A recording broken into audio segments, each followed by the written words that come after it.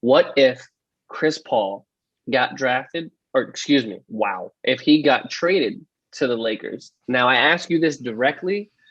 This is prime LA time. This is 2 years off of their championship run. This is the year after they got swept by my Mavs in the Western Conference semifinals. You being the Laker fan that you are, I gotta ask your blunt opinion. How livid were you when David Stern nixed this trade? My blood was boiling because David Stern took at least one, if not two, titles away from Kobe Bryant and the Lakers. So you think he could have passed MJ or at least tied him? Yeah, I think so. With the way that that team was, I agree I completely. mean, look at what Chris Paul was at that time. He was already regarded as the prototypical point guard at that point in his career already. He had he played so well with New Orleans, even though that New Orleans wasn't really that good of a team. But he was the main staple to why New Orleans was at least somewhat viable in the Western Conference at that point. When that trade came up, I was all about it. I was really gearing up for the LeBron Kobe finals matchup that pretty much everybody had wanted. But David Stern said, nope, you're not getting Chris Paul. It's not going to happen. And then after that, he goes to LA, but with the Clippers.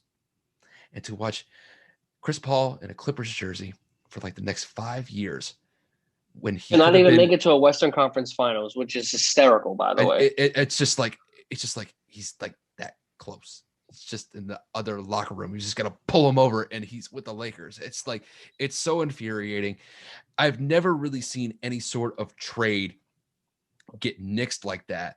I mean, it was a Ever three-team in, trade. in any sport, I've never seen it. And I think the main reason behind it, you have to go back 10 years because that trade happened in December of 2011. I think it was really because a lot of these smaller market teams were basically saying that these bigger market teams are just so stacked. Cornering the market, yeah. It doesn't necessarily give these smaller markets a chance to compete. And I mean, I get that. And I think Dan Gilbert was actually one of the owners that was really a proponent of the NBA nixing this trade. It's another reason why I don't like Dan Gilbert. But But he also just lost LeBron that James. That's why he was salty. and that was his fault because he was the one that was He's basically an causing that idiot. relationship to deteriorate between the Cavaliers and LeBron. So he was trying to probably get all of his anger out on the Lakers and then possibly getting Chris Paul because of that. So, I mean, yeah, the way that I see this whole scenario playing out, if Chris Paul had ended up on that team, you've got still, a, I would say Kobe was probably at the end of his prime at that time. He was going definitely, he was still an amazing player. I don't know if he was necessarily in his prime still. He was maybe on the tail end of it, but you had Chris Paul to the team with the floor general that he was at the time. Instant, instant Western Conference Finals contender. More than likely, they go to the finals and probably play LeBron and D Wade in the Heat. And I think realistically, they probably get a championship that would give Kobe six. It would have tied Jordan, and it could have even brought a seventh for Kobe. I wouldn't I wouldn't rule that out if that trade hadn't gotten nixed by the NBA's commissioner office. It's just it's one of those things. It's always one of those big what ifs, and it more than likely cost LA one, if not two, titles. So Kobe, I looked it up in that season, was averaging 28, 5 and 5 Cooking, at cooking, his age, right? cooking, Right. So cooking. just for the record, because some people aren't as aware as we are. Um, Kobe was putting up those numbers in his 30s. Kobe was putting up those numbers with Pau Gasol and Ron Artest and Trevor Ariza. You give him a top five player, which is what I believe Chris Paul was at that time, if not a top 10 player at the very prime of Chris's career, and pair him with Kobe. Kobe already has all the mileage. Kobe's taking all the shots. Kobe's got the ball in his hands at all times. You put Chris Paul, who's a perfect floor general, a game manager. Kobe doesn't have to force up shots. Kobe gets better looks. And you know that the pick and roll situation would have been 10 times better with Bynum and Gasol. Well, Gasol would Right. have been traded. So we Yeah. actually haven't gotten over the actual trade. The trade would have been Chris Paul goes to the Lakers. The Hornets get Lamar Odom from the Lakers, Kevin Martin from the Rockets, Luis Scola from the Rockets, and Goran Dragic from the Rockets. And Pau Gasol would have been sent to Houston. Yep. So they would have lost their big presence, kind of that 1-2 punch of Kobe and Pau. And Lamar. But and Lamar. So I don't know if they would have won two, but I think that the star-powered backcourt of Chris Paul and Kobe could have definitely put them, like you said, in a very good position for a Western Conference run. But it's funny because at the time, I'm over here looking at the standings in the Western Conference at the time, and we have the San Antonio Spurs at the 1 seed. The Lakers ended up still being the 2 seed in that season. The Mavs were the 3rd seed, and the Thunder, who ended up going to the finals that year with a young core of Westbrook, Harden, and Durant, ended up being the 4 seed. Yeah. We know that the NBA at this time was full of firepower, full of just absolute studs. The Spurs had their dynasty of their big three still incorporated and somewhat kind of like in their prime. The Lakers still had their dynasty trying to be recreated after they had lost to the Mavericks. The Mavericks had kind of let their roster fall apart after our championship run. Jason Kidd went to the Knicks. Tyson Chandler went to the Knicks. JJ Barea went to the Timberwolves, and so on and so forth. But we still found a way to stay relevant and be in the top 3.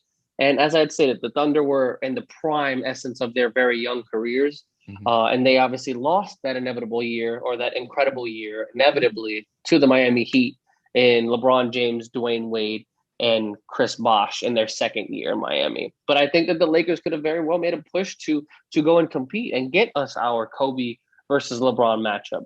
But it would have been at a price, because we do know that Pau Gasol was a very pivotal piece in that system. Can you look up the Lakers depth chart for that season? Because if I remember right, instead of having Chris Paul on the team, I think they had Ramon Sessions, I think, as the starting point guard. I don't know if Derek Fisher was still there at that point. He may have already gone to OKC at that point. But if I remember right, Ramon Sessions was the starting point guard for the Lakers. And I was always just kind of thinking, I was like, just imagine if it being Chris Paul on the court. Just like, all right, you ready? Yeah, go ahead.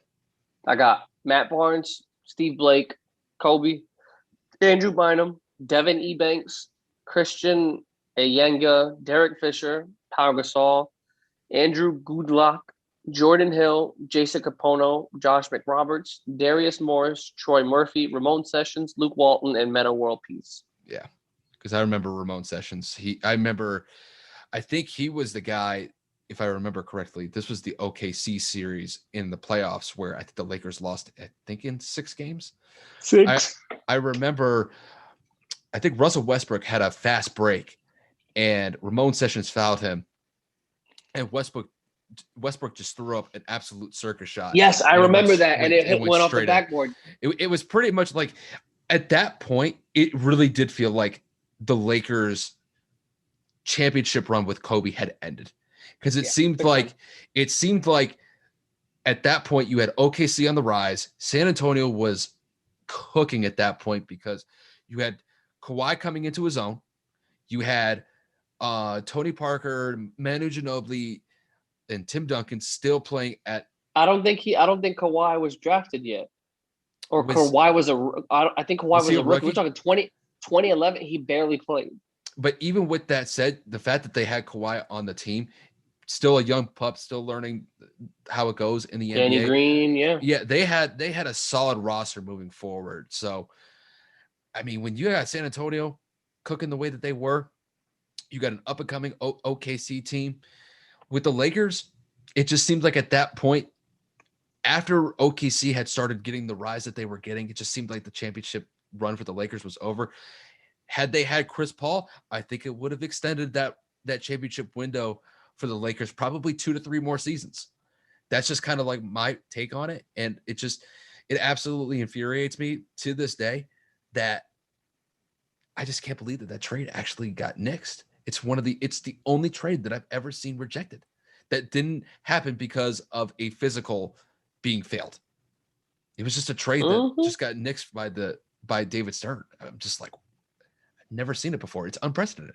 It's unprecedented the way that it happened. It made no sense because if I remember correctly, we're talking 2011.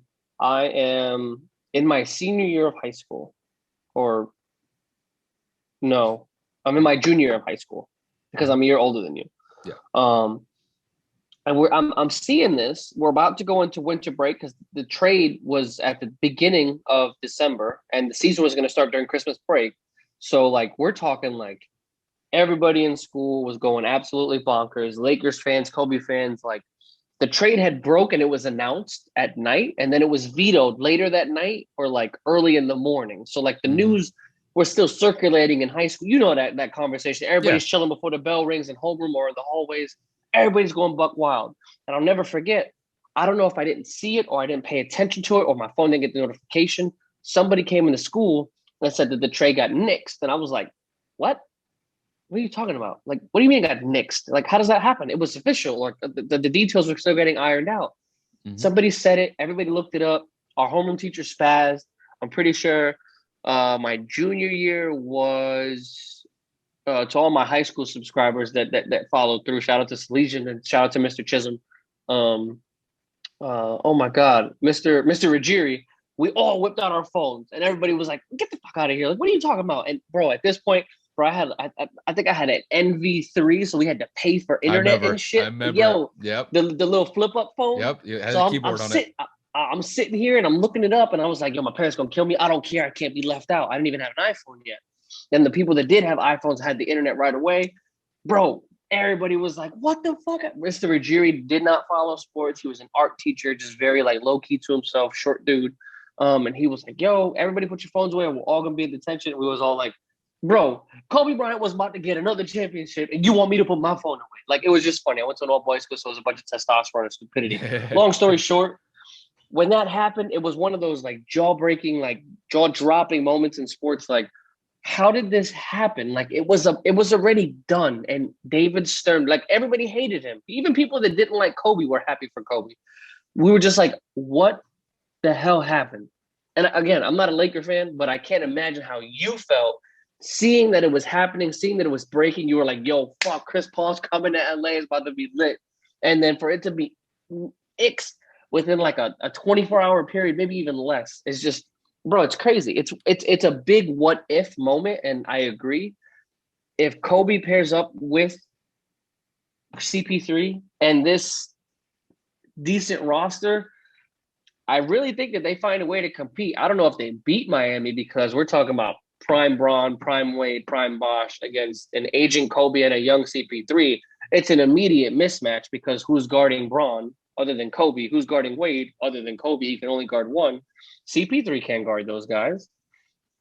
Premier defender, yeah, got a lot of steals, but he was never a perimeter lockdown defender. He's 6 feet. So I think that matchup would have barred a lot of issues for the Lakers, but I think that they would have found a way to get there. So it was it's a big teetering what if, but it's a good one. I was ready to put a Chris Paul Lakers jersey on my Christmas list that year. That's what David Stern did to me. I And would have.